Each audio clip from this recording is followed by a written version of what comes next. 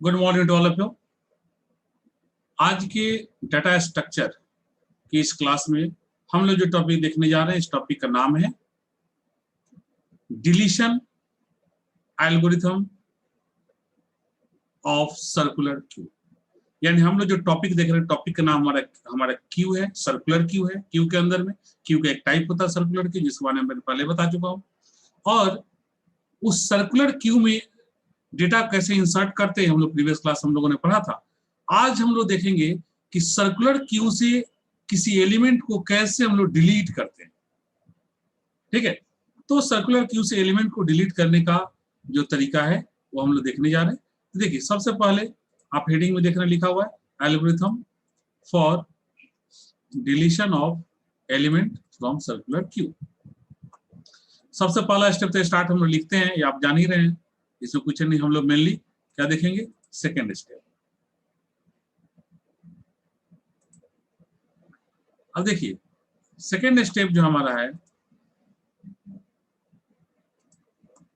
वो हमारा कह रहा है कि सब, अब देखिए सब, अब इसको इस तरह समझिए कि जब सर्कुलर क्यू है, जब आप सभी को पता है, मैंने जब लिनियर, आप लोग लिनियर क्यू बताया था उस वक्त ये बताया था कि जब एलिमेंट को इंसर्ट करना होता है तो हम लोग देखते हैं कि ये ओवरफ्लो है कि नहीं है, और जब डिलीट करना होता है तब हम लोग देखते हैं कि अंडरफ्लो है कि नहीं है। मतलब डिलीट तभी ना करेंगे जब एलिमेंट होगा, तो हम लोग सबसे पहले ये चेक करते हैं कि ये कहीं खाली तो नहीं है। ठीक है, और सबको आप जानते हैं कि अगर फ्रंट का वैल्यू -1 है तो ऑटोमेटिक है कि रियर का वैल्यू भी -1 ही होगा।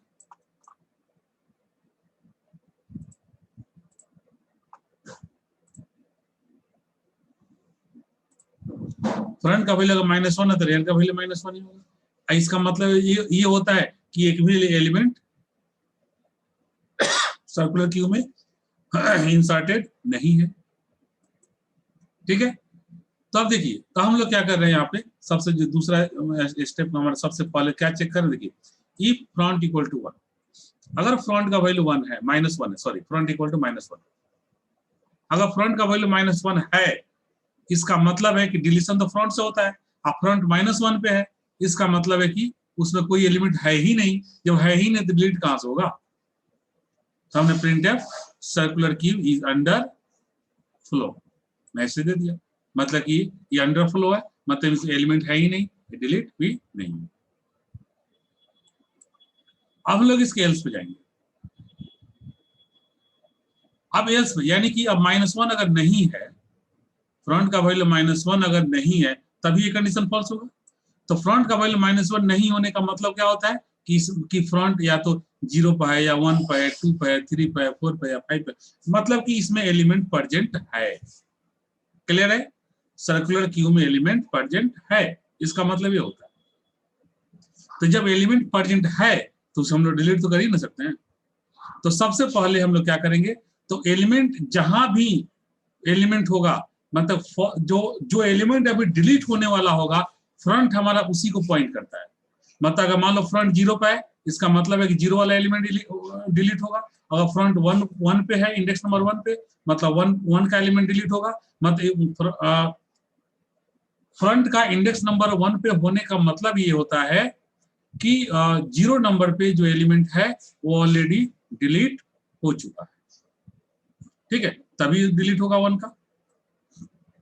तो आप यहां सब देखिए, तो हम लोग क्या करेंगे, सबसे पहले देखिए वैल नाम का एक वेरिएबल लेंगे और उसमें CQ फ्रंट कर दिए, यहाँ पर लिखे, देखिए CQ फ्रंट, मतलब कि सर्कुलर क्यू में जो फ्रंट जहां पे है उस पर जो भी वैल्यू है, उस वैल्यू को हम लोग क्या किए, वैल नाम के वेरिएबल में कॉपी कर लिए। अब वो कहाँ है अभी हम उसे, हमें पता नहीं है, जहां भी होगा फ्रंट ही पर होगा, इतना तो पता है। तो हमने उस वैल्यू को कॉपी करके यहाँ पे रख लिया। ठीक है, अब हम लोग क्या कर रहे हैं, आप देखिए, अब आगे बढ़ रहे हैं। अब देखिए इफ लगा दिया मैंने। अब इफ में चेक कर रहे हैं कि क्या फ्रंट इक्वल टू रियर है। फ्रंट इक्वल टू रियर कब होगा, जब एक ही एलिमेंट होगा। जब पूरे क्यू में एक ही एलिमेंट होगा तो फ्रंट और रियर दोनों उसी को पॉइंट करेंगे। जैसे मान लो कि एलिमेंट सिर्फ 2 पर है, ठीक है, मान लो यहाँ 0 पे एलिमेंट इंसर्ट हुआ, 1 पे हुआ, 2 पे इंसर्ट हुआ, तो उस वक्त फ्रंट हमारा यहाँ 0 पर था और रियर हमारा 2 पे आ गया। उसका बाद मान लो हमारा एलिमेंट फ्रंट का यहाँ 0 का एलिमेंट इंसर्ट हो गया तो फ्रंट 1 पे आ गया। अब 1 का भी एलिमेंट डिलीट हो, सॉरी फ्रंट यहाँ पे 0 का एलिमेंट डिलीट हो गया तो फ्रंट हमारा 1 पे आ गया, 1 का भी एलिमेंट डिलीट हो गया तो फ्रंट हमारा 2 पे आ गया।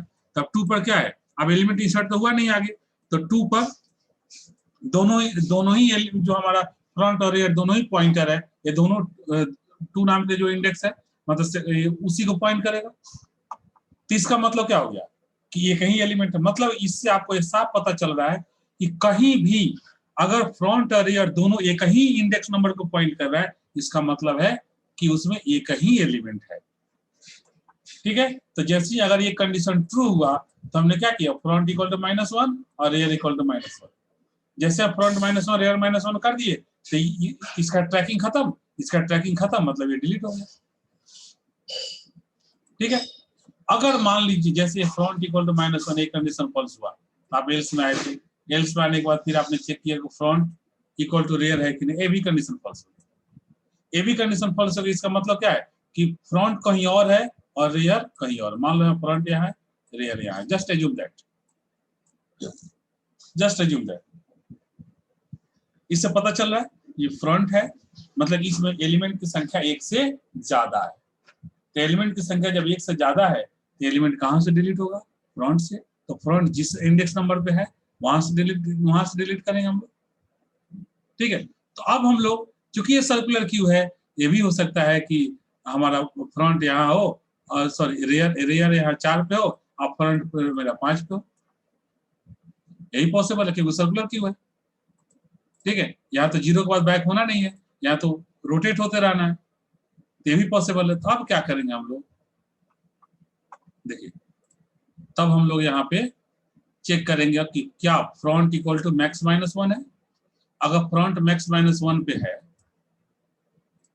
ध्यान देकर समझिए, अगर फ्रंट जो है आपका वो मैक्स -1 पे है, यानी कि अगर फ्रंट आपका यहाँ है तो स्वाभाविक है जब ये एलिमेंट डिलीट करेगा तो फ्रंट कहाँ चला जाएगा, यहाँ पर 0 पर चला जाएगा। तो हमने क्या किया, हमने किया फ्रंट इक्वल टू 0। जैसे ये कंडीशन ट्रू हुआ कि फ्रंट इक्वल टू मैक्स -1, ये कंडीशन ट्रू हुआ तो हमने फ्रंट को 0 से असाइन कर दिया।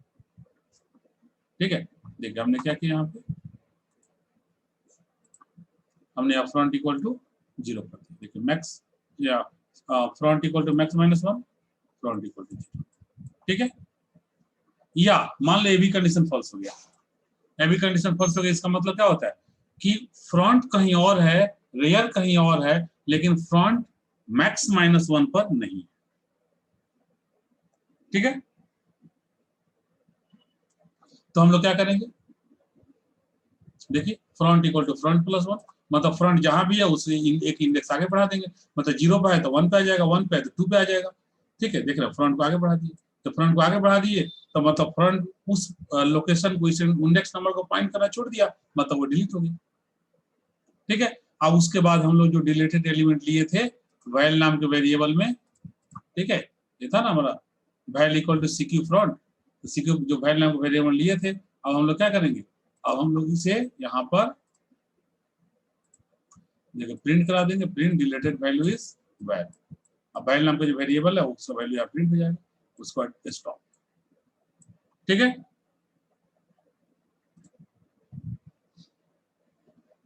ये क्लियर हो गया कॉन्सेप्ट। ठीक है, तो ये था हमारा deletion algorithm of circular queue. ठीक है, आज हम यहीं पर रहने देते हैं और नेक्स्ट क्लास में हम लोग अब इससे आगे देखेंगे दूसरे, यानी कि हम लोगों ने सर्कुलर क्यू, हम लोगों ने क्यू का जो टाइप देखा, सर्कुलर क्यू, प्रायोरिटी क्यू, फिर डी क्यू, ठीक है, एंड डबल इंडेड क्यू, तो हमने उसे देखा। तो हम लोग अब नेक्स्ट क्लास में नेक्स्ट टाइप देखेंगे। ठीक है, हम सर्कुलर क्यू हमारे यहाँ पे समाप्त हो गया। अब हम लोग नेक्स्ट क्लास में next type. Okay, thank you.